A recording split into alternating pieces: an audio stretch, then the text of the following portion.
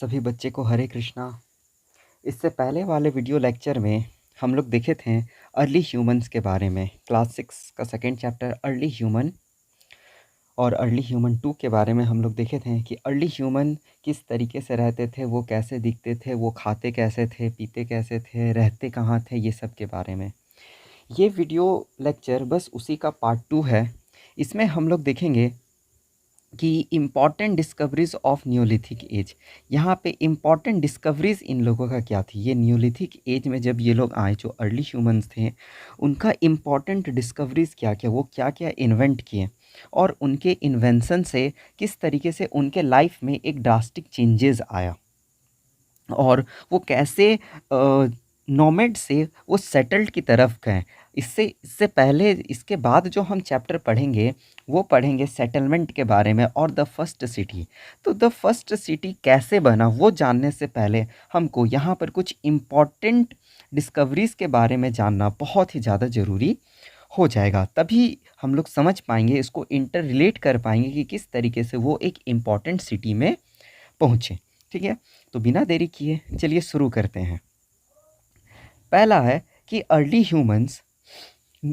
Humans जो रहते थे, जो उनका टाइम स्पेन है, उनको डिवाइड किया गया है किस में, एजेस में। ठीक है, जिसे हम लोग कहते हैं स्टोन एज। ठीक है, स्टोन एज के बारे में हम लोग पढ़े थे पिछले क्लास में। स्टोन एज के बारे में हम लोग पढ़े थे कि स्टोन एज को ऐसे करके डिवाइड किया गया, जिसे स्टोन एज को 3 भाग में डिवाइड किया गया। पहला पैलियोलिथिक एज हुआ, दूसरा मेसोलिथिक एज हुआ, तीसरा आपका नियोलिथिक एज हुआ। ठीक है, और ये पैलियोलिथिक एज में हम लोग देखें कि उनके जो हथियार थे वो बड़े बड़े थे। फिर मेसोलिथिक एज में वो थोड़े शार्प हुए और नियोलिथिक एज में नए तरह के हथियार आए। तो इस नियोलिथिक एज को हम लोग न्यू स्टोन एज भी कहते हैं। इनमें उन लोगों ने एग्रीकल्चर करने सीखा, ठीक है, और एक अर्ली सिविलाइजेशन बनाया, सेटलमेंट को लेकर आया, और बहुत सारा फैक्टर यहाँ पर आता है। सिर्फ एक ही नहीं, बहुत सारा यहाँ पे फैक्टर आता है। और ये कम से कम 12,000 साल पहले, आज से 12,000 साल पहले ये लोग एग्रीकल्चर किया करते थे। और इसी एग्रीकल्चर पर जब वो लोग एग्रीकल्चर करने सीखें तो वो लोग सेटलमेंट करने सीखें। ठीक है, तो ये न्यूलिथिक एज को हम लोग न्यू स्टोन एज कहते हैं। और उनमें एग्रीकल्चर आया, उनमें फायर का डिस्कवरी हुआ, उनमें व्हील का डिस्कवरी हुआ। ये सब के बारे में हम लोग यहाँ पर देखेंगे। तो अर्ली ह्यूमन का जो पहला पहला पॉइंट था कि वो टूल्स और वेपन्स बनाने सबसे पहले सीखे। वो लोग जब सेटलमेंट किए, मतलब जब सेटलमेंट की तरफ आगे बढ़ रहे थे, तो सबसे पहले वो लोग टूल्स बनाने सीखे। ठीक है, हम लोग यहाँ पर पढ़े हुए हैं कि आज से कुछ साल पहले, जैसे 7,000 ऐसे पहले ये लोग अर्ली ह्यूमंस हुआ करते जो टूल्स बनाते थे। लेकिन 2011 में एक ऐसा डिस्कवरी हुआ था जिसमें कहा गया 3.3 मिलियन ईयर एगो केनिया में इस जगह पर एक एविडेंस मिला, जिससे पता चलता है कि जो अर्ली ह्यूमन थे वो 3.3 मिलियन अगो टूल्स बनाते थे। मतलब लगभग आज से 7 लाख साल पहले जो होते थे, जो उस वक्त के जो अर्ली ह्यूमंस हुआ करते थे, उनको होमोजीनस कहा जाता था। ठीक है, वो उस फैमिली से बिलोंग करते थे और वो लोग टूल्स बनाते थे। लेकिन और भी बहुत सारा शोध चला और हम लोगों को ये पता चला 2.6 मिलियन ईयर से जो होमो हैबिलिस है, ठीक है, इसके बाद ये होमो जीनस के बाद होमो हैबिलिस नाम के प्रजाति हुए।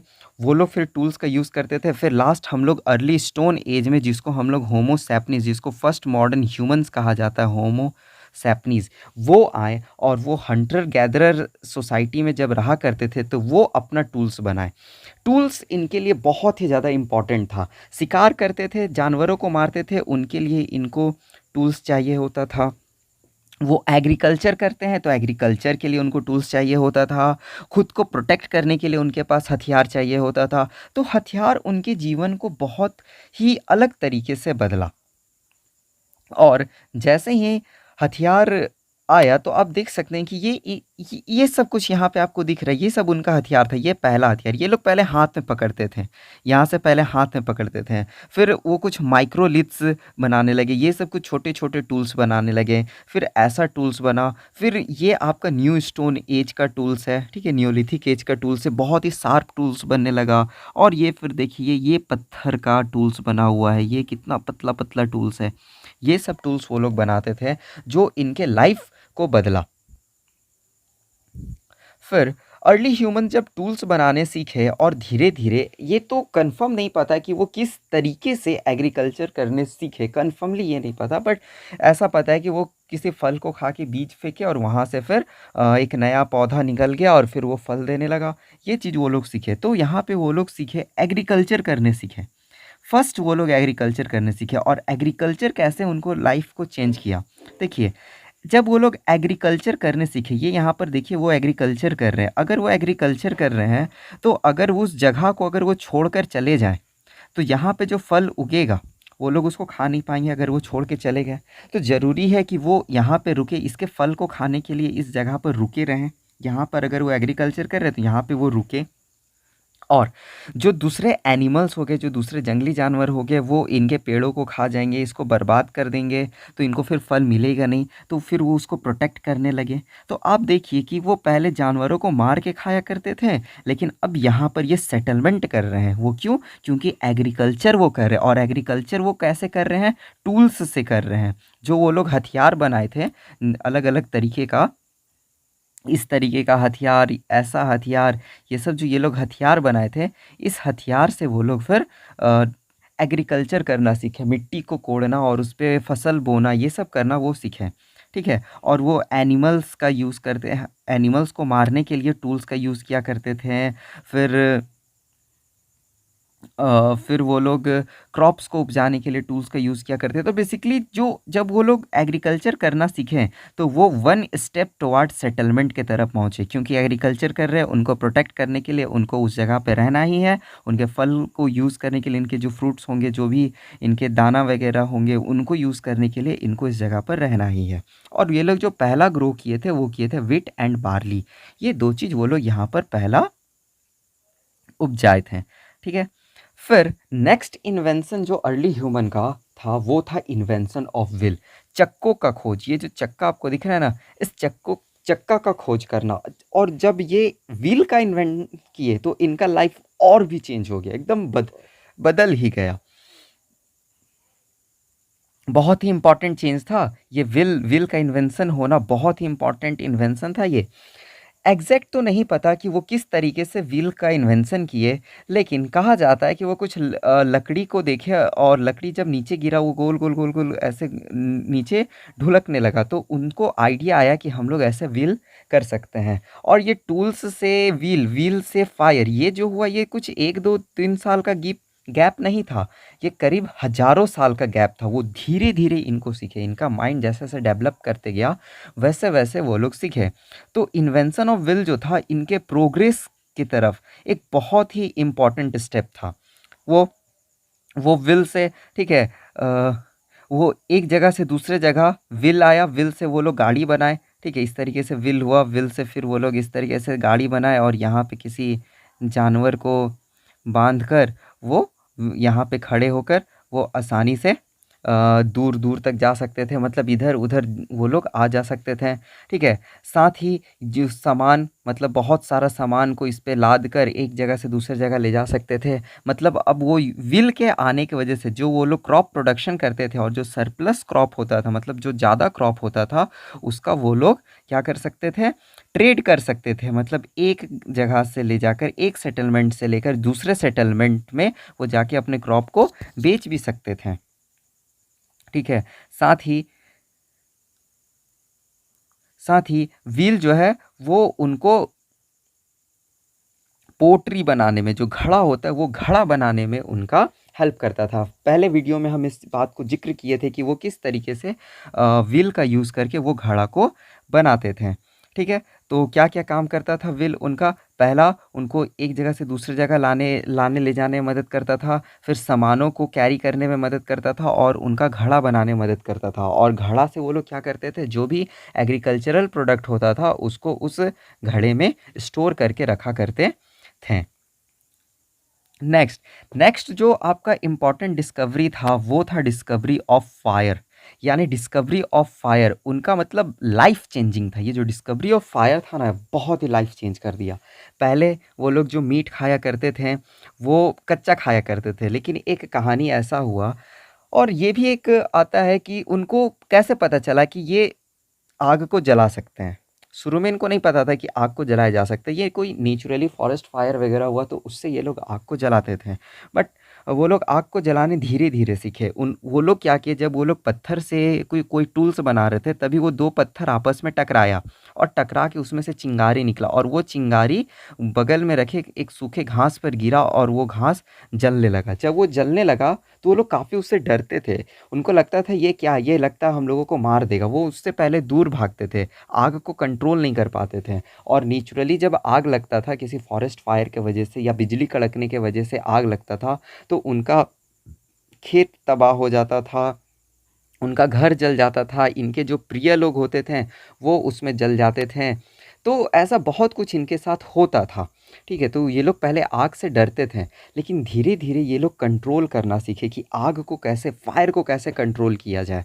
और जब फायर को ये लोग कंट्रोल किए तो शुरू में तो ये हमेशा आग जला कर रखते थे, मतलब कहीं से आग ले आते थे, उसको अपने घर के पास जला कर रखते थे। लेकिन धीरे-धीरे ये लोग आग को जलाना सीखे। जैसे आप यहाँ पर देख सकते हो कि ये पत्थर रगड़ कर आग जला रहा है। आप यहाँ पर देख सकते हो कि ये एक लकड़ी और दूसरे लकड़ी को यहाँ पे रगड़ रहा है और रगड़ कर आग जला रहा है। इस जगह पर ये ऐसे रगड़ रहे और इससे चिंगारी निकलेगा और चिंगारी से फिर वो आग जलाने लगेंगे। आप डिस्कवरी चैनल में बियर ग्रिल्स को देखे होंगे, वो किस तरीके से लकड़ी को रगड़ता है और उससे आग निकालता है। तो बिल्कुल ऐसा ही ये लोग पहले आग जलाए थे। फिर जब वो लोग आग जलाने सीख गए तो इनका लाइफ चेंज हुआ।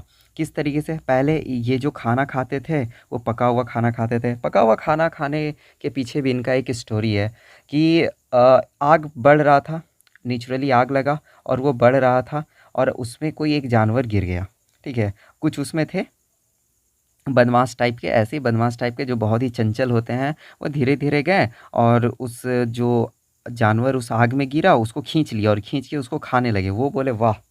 क्या स्वादिष्ट है, मतलब एकदम एवरेस्ट का मसाला डाल के रोस्ट रोस्ट चिकन वो लोग को मिल गया, रोस्ट मीट मिला।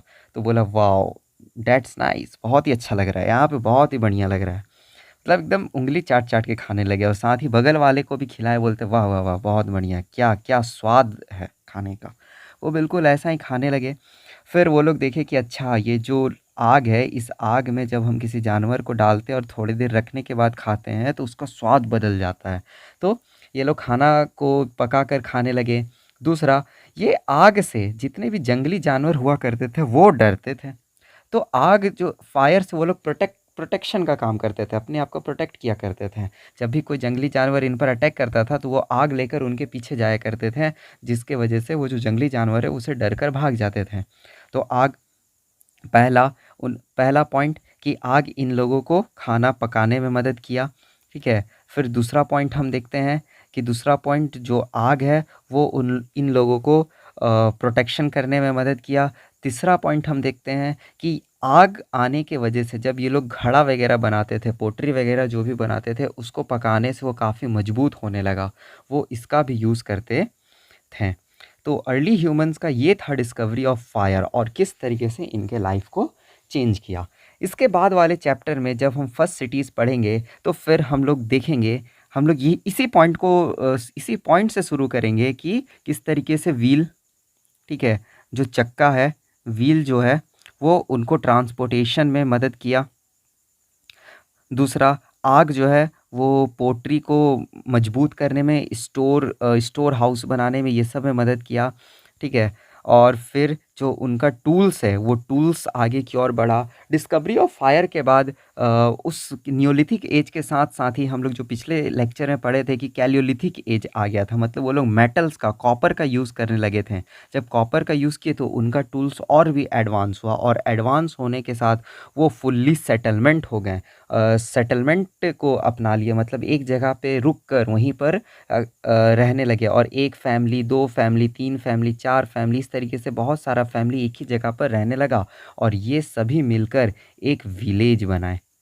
ठीक है, और एक विलेज बनाया, और इसी विलेज से फिर इनका ट्रेड शुरू हुआ दूसरे दूसरे जगह पर, जो कि हम लोग इसके बाद वाले चैप्टर में पढ़ेंगे। ठीक है, थैंक यू फॉर वॉचिंग। अगर आप इस चैनल पे नए हैं तो प्लीज़ आप इसको सब्सक्राइब कीजिए और बेल आइकन को प्रेस कीजिए, और जो भी आपका क्वेरी है, जो भी आपका क्वेश्चन है, जो भी आपको डाउट है, वो आप कमेंट में एक बार ज़रूर हमसे पूछिएगा। धन्यवाद। हरे कृष्णा।